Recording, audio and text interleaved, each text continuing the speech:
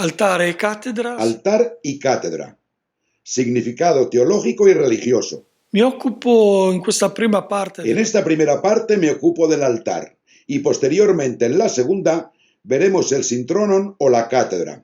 Presento brevemente algunos altares paleocristianos y el altar cristiano, con la interpretación teológica a través del arte.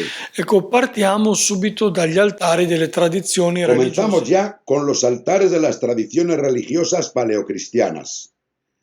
Me ha parecido oportuno incluir este altar de época etrusca, altar conservado a Mayano y probablemente de época anterior a Cristo, donde podemos apreciar su gran monumentalidad y podemos también entender que posiblemente estaba dedicado a sacrificios cruentos, por lo que encima tendríamos un animal sacrificado, a cuyo alrededor se colocan haces de leña, de modo que en la pira que se encendía se quemaba la víctima del sacrificio, lo que produciría un buen aroma en honor de la divinidad a la que se quería honrar, con un final en el que el animal asado se repartía en un acto de comunión entre todos aquellos que habían asistido al rito. Animale arrostito per fare un sacrificio di comunione per tutti quelli che erano convenuti al rito. Ecco qui Aquí vemos un zigurat que contiene un altar en el piso más alto. Lo he elegido porque uno de los conceptos fundamentales ligados al altar es que se sitúa siempre en el punto de conjunción máxima entre la parte más alta y el cielo, debido a que en el altar se produce una conjunción entre las cosas de la tierra y las cosas de Dios, por lo que siempre que resulte posible, el altar se sitúa en la parte más elevada. Sopra elevato. Qui vediamo la ricostruzione. Esta es la reconstrucción del altar de Pérgamo en Berlín, reconstruido en el propio museo, en cuyo interior encontramos el altar del sacrificio. No siempre el altar es algo que debemos encontrar en la naturaleza. Esto se hacía en los pueblos primitivos, mientras que los pueblos con un grado de civilización más estructurado construían un templo, en cuyo interior había una cámara o cella que contenía en su centro un altar para los Una sacrificios. cella con al centro un altare sacrificale. Ecco, questo piccolo altare invece di epoca romana. Por su parte, este pequeño altar de época romana y decorado con pinturas nos permite entender muy bien que no todos los altares eran para los sacrificios cruentos, por lo que no tenían fuego a su alrededor, como podemos apreciar bien en este ejemplar, y como lo prueba el hecho de sus pinturas. Existen, por tanto, otro tipo de sacrificios, como es el sacrificio incruento, donde los dones que se ofrecen a la divinidad son alimentos y bebidas normalmente. Tenemos, por tanto, altares especializados en sacrificios totalmente distintos. El sacrificio de tipo cruento, animales que vienen degollados y posteriormente tostados y asados para el sacrificio de comunión, y la ofrenda de alimentos y bebidas, como en el caso de este pequeño altar que estamos viendo. Vemos aquí otro altar, tallado con todo detalle, que no manifiesta claramente que se trata de un altar concebido para ofrendas de tipo incruento. Ecco, concludo questa Finalizo esta breve exposición de altares con la imagen del muy conocido altar Noto, en la altiplanicie de Asiago, que nos puede parecer un altar precristiano, pero que en realidad fue construido, probablemente tallando la roca, en el año 1000, en un asentamiento celta, y que nos permite ver cómo en estas zonas rurales de montaña el cristianismo, pese a estar ya asentado, dejaba todavía mucho espacio a cultos de tipo pagano, por lo que este altar resume en cierto modo lo que hemos expuesto, pues al estar situado en lo alto de una montaña, representa la unión entre el cielo y la tierra, con los manojos de leña a su alrededor para el sacrificio del ganado que era inmolado, y posteriormente asado y distribuido entre todos los asistentes a este sacrificio de comunión. Cotto e poi dopo veniva distribuito fra tutti i presenti nel cosiddetto sacrificio di comunione. Ecco, passo adesso a descrivere gli altari di epoca. Paso ahora a describir los altares de época cristiana. Sabemos que en la época anterior al edicto de Constantino se efectuaban las celebraciones en las casas o domus de los patricios creyentes.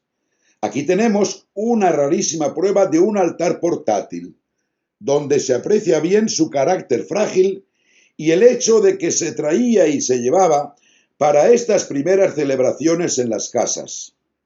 Es decir, se trata de un pequeño soporte que se utilizaba para la ofrenda del pan y del vino. Pero después del edicto de Constantino encontramos ya altares muy estructurados, hechos normalmente con un material valioso como el mármol.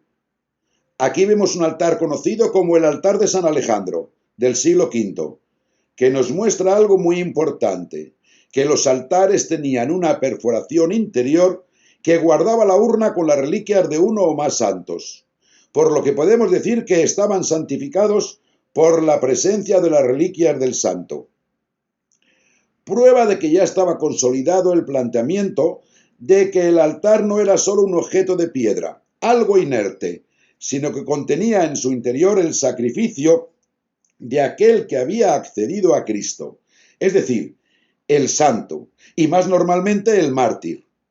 En un principio, contenían las reliquias de los mártires, para poner de manifiesto que el altar, el sacrificio y la ofrenda no es algo solo de piedra, como señala el título de este curso, sino que el propio santo es altar, víctima y sacrificio a imagen de Jesús. Il santo stesso è altare, vittima e sacrificio a immagine di Gesù. Ecco, qui abbiamo Aquí vemos una evolución posterior del altar, que podemos contemplar tal como se conserva hoy en una nave lateral de San Apolinar in Clase, en Rávena. Se puede apreciar la dimensión bastante reducida de este altar, lo que explica que estaba destinado a un sacrificio incruento, como es la celebración del pan y del vino. E poi l'evoluzione ancora... La evolución posterior sigue manteniendo este nuevo planteamiento, del que vemos aquí una magnífica prueba, como es el altar del duque de Ratchis, conservado actualmente en el Museo Nacional de Cividale del Friuli y perteneciente al siglo VIII, siendo además un altar decorado, donde podemos ver frente a nosotros, en el panel lateral, a los tres reyes magos que llegan a la gruta y ofrecen sus regalos al niño Jesús. Al bambino Gesù. Possiamo vedere abbastanza Se bene. aprecia bastante bien que en realidad hay un intercambio de regalos, pues los magos dan sus regalos a la Madre de Dios, mientras que ella, a su vez, les regala al mismo niño Jesús. Por ello, queda claro que este relieve fue realizado para dar un significado al altar. ¿Qué es el altar? El altar es un lugar donde se intercambian regalos. El pueblo de Dios que trae de casa a imagen de los magos el pan y el vino, fruto del trabajo y del esfuerzo de la vida del hombre para obtener estos bienes de la tierra. Y recibe en cambio, como regalo, al propio Jesús, es decir, el pan consagrado que se transforma para la vida del mundo. E ancora un altro. Una evolución más monumental es el conocido como altar de Volvinio, conservado en la iglesia de San Ambrosio de Milán, de comienzos del siglo IX, donde podemos ver en el centro a Cristo en la cruz y en su interior al juez que viene a juzgar a vivos y muertos, y a su alrededor escenas de la vida de Cristo, para transmitir la idea de que el auténtico altar es la víctima, el propio Cristo, por lo que el altar no es algo de piedra o metal, sino una propuesta del sacrificio humano del Señor Jesús, quien entrega la propia vida para la vida del mundo en la fórmula del pan y del vino, ofrecidos y santificados durante la misa. Offerti e santificati nella messa. Ecco, poi qui una He raffigurazione. querido presentar esta obra porque cuando hablamos del altar tenemos que tener presente que no todos los estudiosos están de acuerdo sobre la transformación del altar como mesa de sacrificio en el denominado altar de pared. Por ello, el sacerdote que celebraba como se celebra detrás de una mesa, con la mesa delante de él y el altar delante de él, en un momento concreto, este altar se ha transformado en un altar monumental en el que vemos que ya no hay espacio detrás para que el sacerdote pueda celebrar, de donde procede la costumbre de celebrar ya de espaldas al pueblo. L'uso di celebrare con le spalle al popolo. Questo altare del XIII secolo, custodito nella cattedrale Este altar del siglo XIII, conservado en la catedral de Arezzo, creo que resulta clave para haceros ver, aunque solo sea una hipótesis, cómo se ha pasado del altar tradicional a este nuevo altar de pared. Aquí se aprecia bien que detrás de este altar hay un relicario en posición elevada.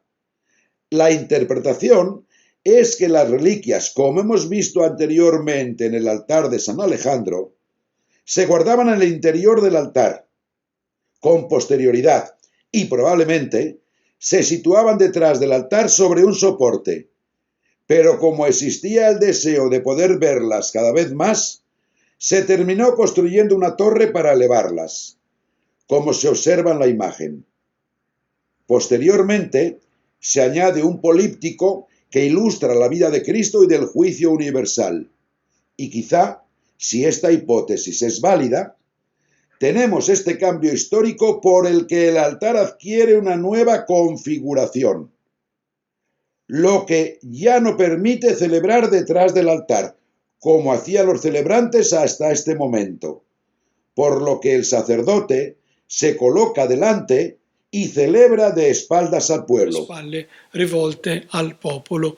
Ecco, qui si può vedere in maniera... Aquí podemos ver todavía, de forma más clara, en este dibujo reconstruido de una catedral francesa, el altar, un políptico encima y más arriba la parte más interesante, las reliquias del santo colocadas en la parte alta, lo que supone la imposibilidad de celebrar detrás del altar. Ecco, questa forse... Esta es quizá la imagen más próxima que tenemos hoy.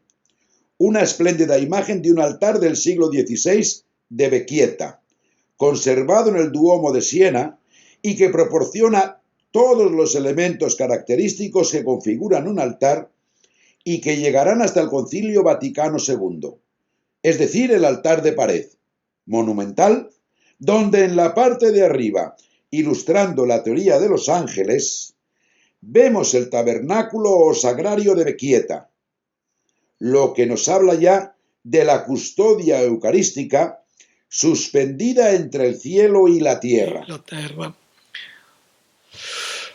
Ecco, poi arrivo a così qualche immagine che ci consente di... Ahora os muestro algunas imágenes que nos permitirán interpretar el altar que hemos visto en la historia del arte. Este es un cuadro de 1430, de escuela castellana, por tanto española, donde vemos la llamada misa de San Gregorio Magno, papa que vivió en el siglo VI. La tradición nos cuenta que durante la celebración de la misa, una mujer que seguía la misa sintió una duda sobre la presencia real del Señor. En esa época no se definía todavía la presencia de Cristo en la Eucaristía.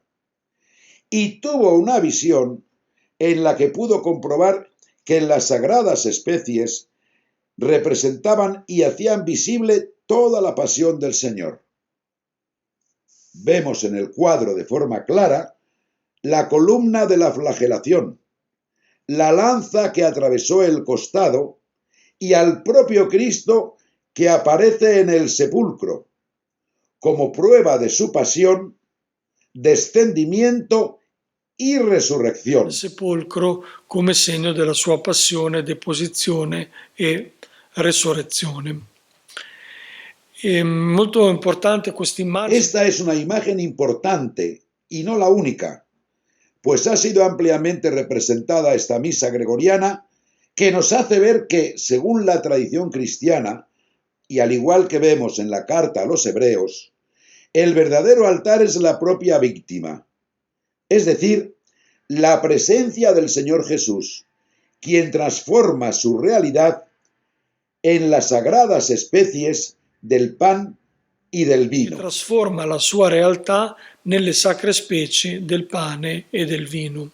Quindi l'altare Por tanto, estamos ante un altar que es un altar representando no solo por el Cristo, sino por todos aquellos que al alimentarse con la Eucaristía se convierten en imagen de Cristo en la historia de la Iglesia. questa è un'altra visione ancora che raffigura Esta es otra imagen que representa con claridad lo que es el altar cristiano, la mesa de la última cena. Esta será sobre todo la enseñanza que seguirá el Concilio Vaticano II cuando vuelve a proponer un altar que retorna al pueblo, tal como era en la época paleocristiana, donde el altar no era solo un altar monumental, sino la mesa en la que el Señor continuamente recrea el sacrificio, es decir, la transformación del pan y del vino. del pane e del vino. Ecco, concludo Finalizo citando este precioso texto de la carta a los Hebreos, capítulo 9, pues la considero perfecta para cerrar este planteamiento que he intentado mostrar. Dice así: pero Cristo, habiéndose presentado como sumo sacerdote de los bienes futuros, a través del tabernáculo más grande y más perfecto, no hecho por manos de hombre, esto es, no de esta creación, y no por sangre de machos cabríos, sino por su sangre propia, entró de una vez para siempre en el santuario, otorgándonos la eterna redención. una redenzione eterna. Ecco, qui per sigillare Para finalizar lo que he querido transmitir, muestro el altar de San Pedro, que será motivo de una visita durante el curso Más allá de las piedras, pues nos permite ver un altar moderno, construido en el Concilio Vaticano II, o mejor, después del Concilio Vaticano II. Un altar en el que el sacerdote celebra de espaldas al pueblo. alle spalle. Ecco, passo ahora a la segunda parte de esta exposición. Hemos hablado del altar y ahora hablaremos del syntronon, según la palabra griega, o de la cátedra, según la expresión latina, que es el lugar donde se sienta el obispo en su iglesia nella catedral. sua chiesa cattedrale. Ecco, presento qui alcune vestigia Muestro ahora algunos restos de iglesias paleocristianas. Normalmente, la mayoría están en el norte de África y muy bien conservadas. En esta vemos cómo detrás del altar y enmarcado por el ciborio, tenemos un graderío para la asamblea de los presbíteros, mientras que en el centro vemos un asiento bien definido que es el syntronon, el puesto donde se sentaba el obispo de una diócesis en su iglesia catedralicia. vescovo di una diocesi nella sua chiesa cattedrale. Ancora presento Esta es otra imagen, también de estas iglesias paleocristianas, donde podemos ver, y no estamos muy habituados a verlo, en el fondo este pequeño anfiteatro, en cuyo centro se sentaba el obispo rodeado por sus presbíteros. creato dal suo presbiterio. Così vediamo. Vemos otras iglesias. Estos no son los restos de una iglesia, sino una iglesia que está todavía en uso y que se encuentra en Grecia, con una estratificación de imágenes a través de los siglos, como puede observarse en las paredes, y con un pequeño iconostasio. Por detrás, muy bien reconstruido o muy bien conservado, podemos ver el syntronos, encima del cual, y en una posición aún más elevada, la cátedra del obispo celebrante. Aquí tenemos ante nuestros ojos una de nuestras joyas locales, la Catedral de Torcello, sobre la que no digo nada. Pero en ella también encontramos el syntronon, magníficamente conservado y con el asiento monumental del obispo en el centro. Quiero destacar una cosa que considero muy importante. Observad cómo en lo alto y alineada con el asiento del obispo tenemos a la Madre de Dios con el niño y a su alrededor la teoría de los apóstoles. Aquí resulta muy evidente la idea de que Cristo hoy ha sido sustituido y representado por el trono del obispo, siguiendo una lectura vertical, mientras que el grupo de los apóstoles estaría representado hoy por todos los colaboradores del obispo, es decir, sus presbíteros. Qui vediamo una formula molto Aquí vemos una imagen mucho más sencilla, perteneciente a una iglesia del siglo XIII y con un sintronon en grado, en la iglesia de Santa a Maria. grado, la chiesa di Santa Maria. Ecco, e qui vediamo Aquí vemos de forma muy clara y por medio de esta representación gráfica cómo se han ido desarrollando progresivamente estas construcciones con el asiento del obispo en el centro y los asientos para sus presbíteros. anni per i suoi presbiteri. Questo mosaico Este mosaico del siglo V y conservado en la iglesia de Santa Maria Maggiore y situado sobre el sintronon, nos ayuda mucho más que lo que hemos visto a Torcello para entender el significado simbólico de este asiento central del obispo. De hecho, aquí, y en el mismo eje de la sede que está debajo, encontramos la denominada etimasía, un trono vacío con una almohadilla sobre la que descansa la cruz de Cristo. la croce di Cristo. Quindi abbastanza importante il discorso che ci dice che l'unico degno Considero importante la idea que nos dice que el único que es digno de sentarse en este trono es el propio Cristo. Y al concepto que transmite la imagen se añade también una inscripción que subraya la idea: Christus Episcopus Plebi Dei. Es muy fácil su traducción. Cristo es el verdadero obispo del pueblo de Dios.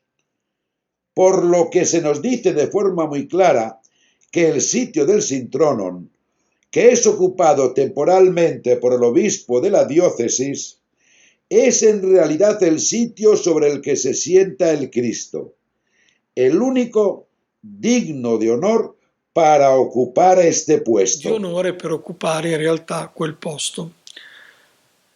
E ecco, andando ancora avanti, Continuando la exposición, podemos ver otras imágenes en el mismo eje de la sede episcopal de debajo, que nos permiten ver cómo en esta, cómo la túnica, la corona de espinas y la cruz muestran un puesto que en realidad es ocupado por la dignidad de Cristo. En este icono encontramos de nuevo el mismo concepto ya expuesto anteriormente. Aquí, la Pentecostés es representada en el cenáculo, con los discípulos sentados en el sintronon, pero con el puesto central vacío. Estamos ante una enseñanza muy importante, pues nos transmite que esta interpretación que ya hemos visto de forma evidente en Santa Maria Mayor ha creado escuela. Es decir, queda claro que este puesto central es el puesto del Cristo que vendrá al final de los tiempos a juzgar a vivos y muertos, y solo de forma temporal y por delegación es ocupado por el obispo. fatto dal vescovo pro tempore.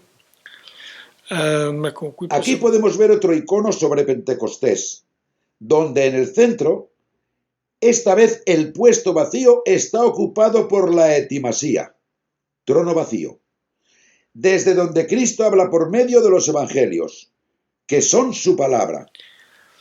in epoca più tarda poi En época posterior, se colocó en algunos iconos a la Madre de Dios, con la idea de que este puesto vacío del Cristo, que será ocupado solo al final de los tiempos, durante el tiempo que nos separa de la segunda venida de Cristo, es ocupado por la Madre de Dios, es decir, por la Iglesia y sus ministros, y en particular por el obispo. e, ecco, qui abbiamo Esta imagen nos muestra una visión bastante completa y fascinante de todo lo que he expuesto. El puesto del obispo no se ve porque el altar ha sido sobrelevado en época posterior, pero sí se aprecia muy bien cómo detrás está el sintronon, por lo que podemos imaginar en su centro la cátedra del obispo. Dentro del eje vertical que nos permite ver al Cristo que aparece en su gloria en la cruz con gemas en lo alto. Debajo, San Apolinar, el obispo de la época de la construcción de la iglesia, con el rebaño que representa a sus presbíteros que están sentados en el sintrono, y más abajo, en el último nivel, se sientan presbíteros reales, así como el obispo temporal de la diócesis. Todo esto nos muestra de forma muy clara que este asiento es el puesto de Cristo.